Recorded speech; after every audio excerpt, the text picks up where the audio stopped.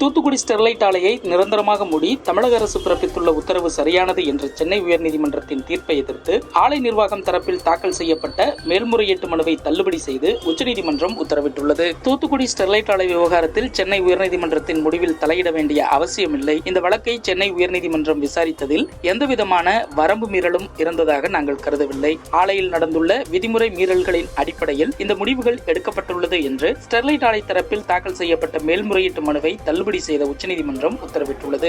மத்திய அரசு 9 மாதங்களில் கீழடி 2ஆம் கட்ட அகழாய்வு அறிக்கையை வெளியிட உள்ளது. அந்த அறிக்கை வெளியானதும் இந்திய தொல்லியல் துறையிடம் உள்ள 5765 அகழாய்வு பொருட்களை தமிழக அரசிடம் மத்திய அரசு ஒப்படைக்க வேண்டும். அந்த பொருட்களை தமிழக அரசு பாதுகாக்க உரிய நடவடிக்கை எடுக்க வேண்டும் என்று சென்னை உயர்நீதிமன்ற மதுரை கிளை உத்தரவிட்டுள்ளது. சந்தோஷ் காளி பாலியல் வன்கொடுமை மற்றும் நில அபகரிப்பு வழக்கில் குற்றம் சாட்டப்பட்டுள்ள திரிணாமுல் காங்கிரஸ் கட்சி நிர்வாகி ஷேக் ஷாஜகானை மேற்கு வங்க போலீசார் வியாழக்கிழமை காலை கைது செய்தனர். மக்களவைத் தேர்தலில் திமுக கூட்டணியில் இந்திய கம்யூனிஸ்ட் மற்றும் மார்க்சிஸ்ட் கம்யூனிஸ்ட் கட்சிகளுக்கு தலா 2 தொகுதிகள் ஒதுக்கீடு செய்யப்பட்டுள்ளது. திமுக தலைவரும் தமிழக முதல்வருமான மு.க. ஸ்டாலின் மற்றும் இந்திய கம்யூனிஸ்ட் கட்சியின் மாநில செயலாளர் முத்தரசன் மற்றும் மார்க்சிஸ்ட் கம்யூனிஸ்ட் கட்சியின் மாநில செயலாளர் கே. பாலகிருஷ்ணன் ஆகியோர் தொகுதி பங்கீட்டுக்கான ஒப்பந்தத்தில் கையெழுத்திட்டுள்ளனர். ஏற்கனவே இந்த கூட்டணியில் உள்ள இந்திய யூனியன் முஸ்லீம் லீக் மற்றும் கொங்கு நாடு மக்கள் தேசிய கட்சிக்கு தலா 1 தொகுதி ஒதுக்கப்பட்டுள்ளது குறிப்பிடத்தக்கது. இதனிடையே காங்கிரஸ் எந்த காலத்திலும் சீட்டுகளுக்காக யாரிடமும் கெஞ்சியதில்லை. திமுகவுடன் நாங்கள் தோழமை உணர்வோடு இருக்கிறோம், பேச்சுவார்த்தை நடத்தி கொண்டிருக்கிறோம் என காங்கிரஸ் கட்சியின் மாநில தலைவர் செல்வ பெருந்தகை தெரிவித்துள்ளார். மக்களவைத் தேர்தலில் காங்கிரஸ் திமுக இடையே தொகுதி பங்கீட்டில் இழுபறி நீடித்து வருவது குறிப்பிடத்தக்கது.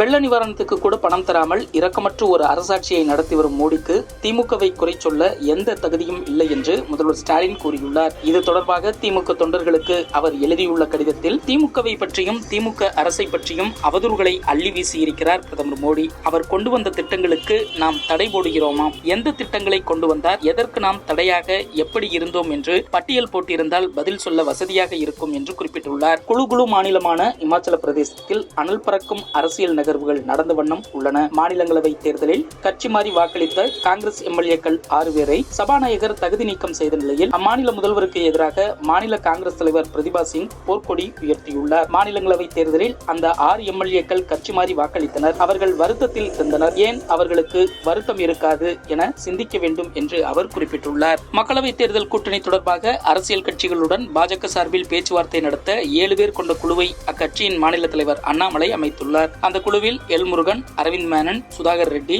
நயினார் நாகேந்திரன், பொன் ராதாகிருஷ்ணன், எச். ராஜா, வானதி சீனிவாசன் ஆகியோர் இடம்பெற்றுள்ளனர். உடல்நல பாதிப்பால் உயிரிழந்த சாந்தனின் உடலை இலங்கை கொண்டு செல்ல நடவடிக்கை எடுக்க தமிழக அரசுக்கு சென்னை உயர்நீதிமன்றம் உத்தரவிட்டுள்ளது. IAS, IPS அதிகாரிகளை நியமித்து தேவையான நடவடிக்கைகளை மேற்கொள்ளவும் இலங்கை தூதரக அனுமதி, இறப்புச் சான்று உள்ளிட்டவற்றை பெற நடவடிக்கை எடுக்க வேண்டும் என்றும் தமிழக அரசுக்கு உயர்நீதிமன்றம் உத்தரவிட்டுள்ளது. ஆபாச வீடியோவை வெளியிட்டு விடுவதாக தருமபுரம் ஆதீனத்தை பணம் கேட்டு மிரட்டிய வழக்கில் பாஜக மாவட்ட தலைவர் உள்ளிட்ட 9 பேர் மீது போலீசார் வழக்கு பதிவு செய்து பள்ளி தாளாளர் உள்ளிட்ட 4 பேரை கைது செய்துள்ளனர். திமுக பிரமுகர் சிற்றரசு என்பவருக்கு சொந்தமான சகாரா கூரியர் நிறுவனத்தை தேசிய போதைப்பொருள் கட்டுப்பாட்டு ஆணைய அதிகாரிகள் சோதனையிட்டதை படம் பிடித்த தனியார் தொலைக்காட்சி ஊடகவியலாளர்கள் மீது திமுகவினர் நடத்திய தாக்குதல் கண்டனத்துக்குரியது என்று பாஜக மாநில தலைவர் அண்ணாமலை, அதிமுக பொதுச் செயலாளர் எடப்பாடி பழனிசாமி ஆகியோர் தெரிவித்துள்ளனர்.